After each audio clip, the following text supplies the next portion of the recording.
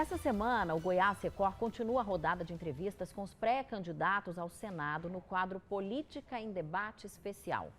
E o entrevistado desta segunda-feira é o pré-candidato Alexandre Baldi, do Progressistas. Boa noite, obrigado por ter vindo. Boa noite, Carlos Magno. Boa noite, Fernanda. Obrigado pela oportunidade.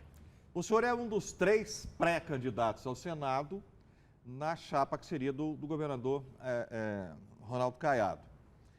Se o senhor não for escolhido, o senhor vai manter a candidatura, vai tentar uma candidatura avulsa? O que o senhor vai fazer? Bem, Carlos, primeiramente nós decidimos democraticamente no partido pelo apoio à pré-candidatura do governador Ronaldo Caiado. Caso não haja definição de uma candidatura oficial, como assim foi o diálogo, nós manteremos sim por uma candidatura independente, buscando a oficialização, como prevê a lei, nas convenções para a candidatura ao Senado Federal.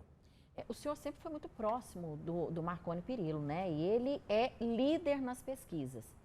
Fica mais difícil para você caso ele confirme ali a candidatura?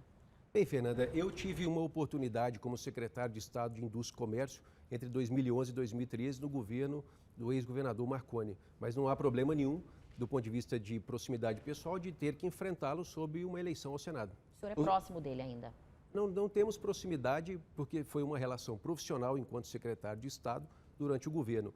Eu não o conhecia anteriormente, eu sempre estou na iniciativa privada, sou industrial. Ele queria um membro, né, que representava a Anápolis, uma pessoa da indústria, uma pessoa do setor produtivo, e assim eu fui escolhido para ser secretário. Foi quando eu o conheci, quando então eu mantive essa relação com ele.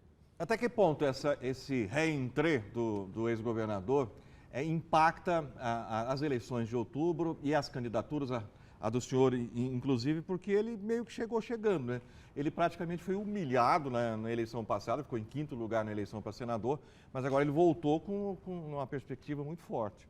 Bem, Carlos, sem dúvida alguma que um ex-governador, né, por 4 ocasiões aqui no nosso estado, ele entra com toda a envergadura e musculatura política de um reconhecimento quase que absoluto por parte da população. Então, qualquer uma das posições que ele desejar se candidatar, ele terá uma influência e uma posição. Agora, com certeza, o desafio de todas essas situações vivenciadas e, é claro, da sua trajetória, ele vai ter que comunicar com a população para que essa disputa possa ser bem sucedida. E por que o senhor deve ser escolhido por Ronaldo Caiado? Fernanda, eu acredito que eu tenho trajetória. A população hoje, ela espera muito pessoas que tenham experiência. Eu, como disse, fui secretário de Estado de Indústria e Comércio, fui deputado federal, fui o deputado que mais trouxe recursos, isso político eu posso dizer, com toda humildade, que mais trouxe recursos para o estado de Goiás na história do governo federal.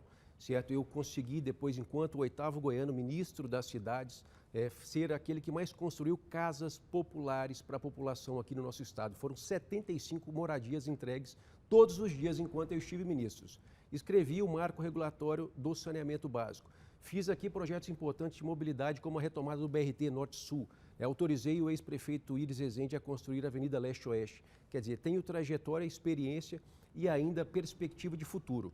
Com 41 anos de idade, com musculatura política, com um partido que tem capilaridade por todo o estado, portanto, eu acredito que eu tenho a oferecer sobre aquilo que eu já fiz, com a experiência, e, é claro, com aquilo que eu tenho perspectiva e com capacidade de realizar enquanto senador da República.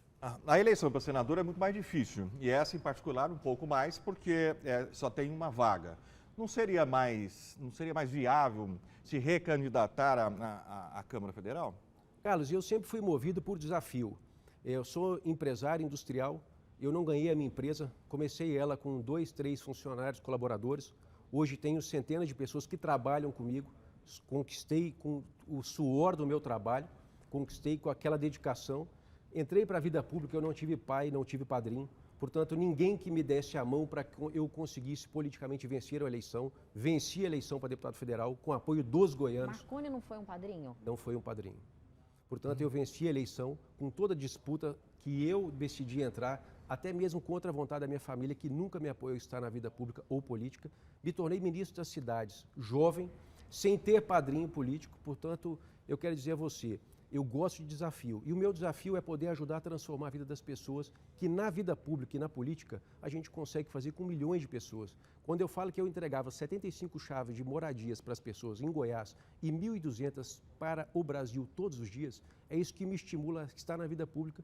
E um desafio como eleição para o Senado Federal, ela é enorme. Mas é aquilo que me motiva a continuar nesse desafio. E qual que é a diferença de um parlamentar da Câmara Federal, o deputado federal e o senador da República?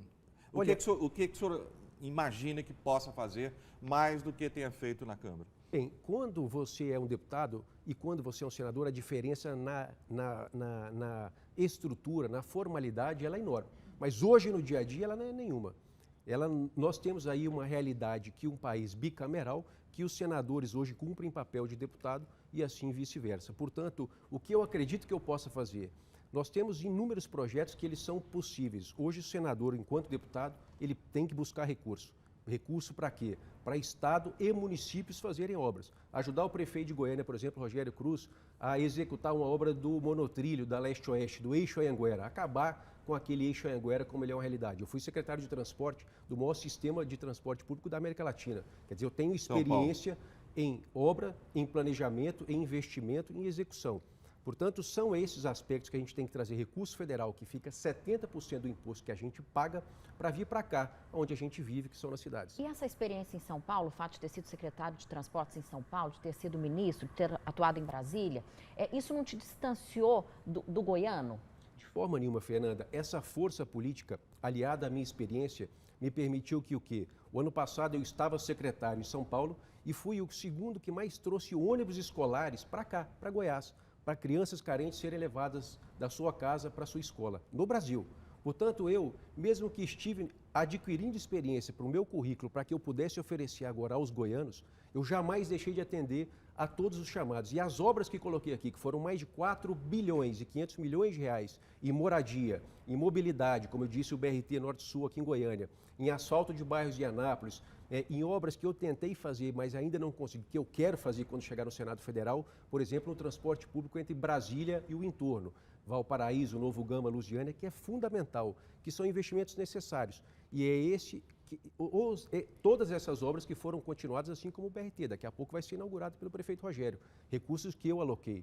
Há pouco tempo se inaugurou o Corumbá, o sistema de abastecimento de água do entorno e do Distrito Federal. Eu retomei aquela obra e eu coloquei quase 100 milhões para que aquela obra fosse retomada e assegurada. Portanto, eu estive temporariamente em São Paulo, mas nunca deixei de ajudar o nosso estado e o nosso povo goiano. Rapidamente, porque o tempo está acabando, o senhor caminha com Lula, creio que de jeito nenhum, mas com Bolsonaro ou não?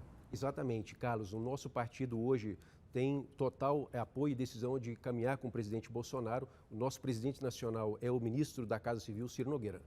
Mas o Caiado não, né?